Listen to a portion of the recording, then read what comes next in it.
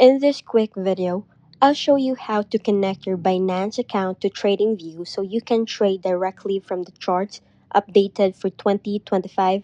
Let's get started. First, open your browser and go to tradingview.com. If you don't have an account yet, you can create one for free in under a minute. Once you're signed in, go to the top menu and click Products, then select Super Charts. This opens the main trading interface.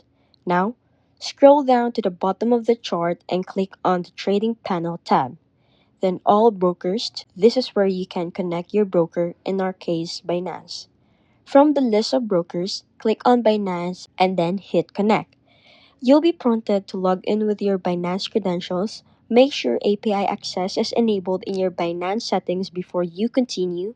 Also, make sure you're using the correct region, for example, Binance.com, not Binance US, depending on your account. Once you're logged in and connected, your Binance balance will appear right on the TradingView dashboard. And that's how to sync Binance to TradingView in 2025.